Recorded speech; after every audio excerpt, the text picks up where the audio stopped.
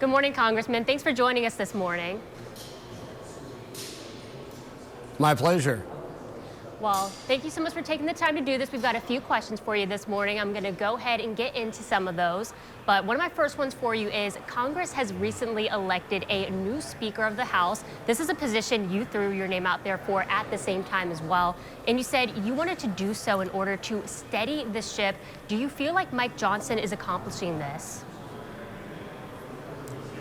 Yes, I do. Mike and I came in as freshmen together 7 years ago. In fact, his office literally, we're wall to wall. So we share the same space in so many different ways. Mike is a committed leader based on strong moral, religious, and legal principles. And I tell you what, Speaker of the House today is probably the toughest job in the country because of that. We have such a close majority. But Mike's the right guy for the job, and he's leading us forward. And President Zelensky was in Washington Tuesday speaking to you all about the need for military and economic aid. Where does the deal stand for that aid? Could we see an agreement on a funding package before the holiday recess? Well, I tell you what, I'm going to be surprised if we see a deal cut, if you will, here, an agreement come to before the holiday recess. There's still too many unknowns. From our view here in the House, especially on the Republican side, in the military, we call it a plan of action and milestones.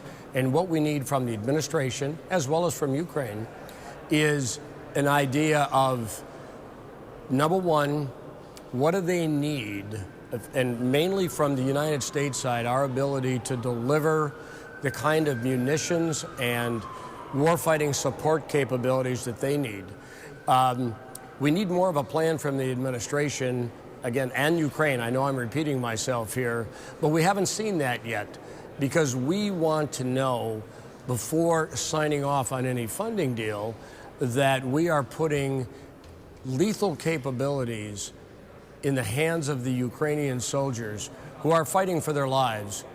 We train them, we equip them, and then they do the fighting. And that's basically in a negative situation that we have with Putin's war of aggression.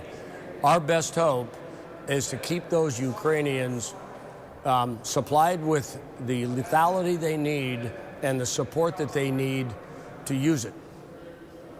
Now, something we could see today is an approval for a formal impeachment inquiry into President Biden. Are you in favor of this course? Is this something the House should do? Well, you know, as much as I don't like the thought of impeachment, because that doesn't shine well on our country, we're talking an inquiry here because we've asked for information and we haven't gotten it. It's been withheld, but there's been enough uncovered that if you want in anything, especially when it comes to illegal activity, follow the money. And the money has flowed through the Biden family.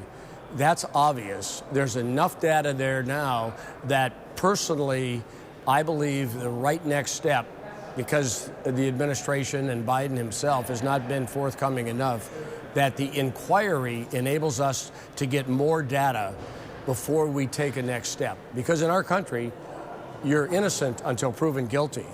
But boy, I tell you what, usually when you see this much smoke, there's got to be flames somewhere, and there's a lot of smoke being laid by the administration to cover their tracks. Well, what are some other things you're working on that Northern Michigan should know about? Well, number one, we're still working very hard. We're making success every day with the installation of rural broadband and the internet capability that not only do our constituents need, but, well, let's put it this way, do they want it? They really need it. COVID shutdown for schools showed us how bad our internet infrastructure was. So that's the one big issue infrastructure-wise that our staff works on every day. And we're laying fiber. Of course, it's getting a little cold up there now.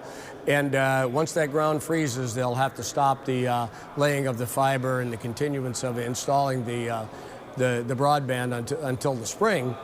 But when you think about access to health care in rural and remote places, the ability to use telehealth, the ability to all the things that our lives now revolve around access to that internet capability. It all kind of boils down to that for us up in the Upper Peninsula and the northern lower.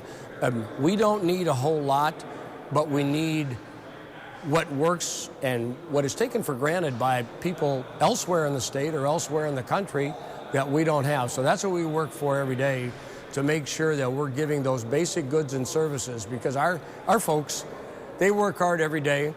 They know their challenge right now is over the last few years under this current administration, the cost of everything has gone up.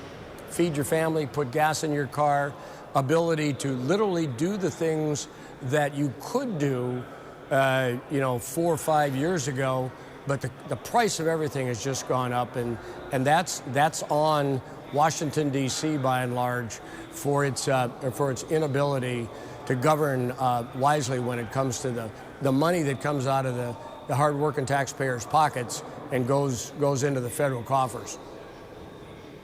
Well, Congressman, thank you so much for joining us here this morning, and I hope you have a happy holidays. Well, and happy holidays. Merry Christmas to all of you, and especially all the residents of the 1st District of Michigan.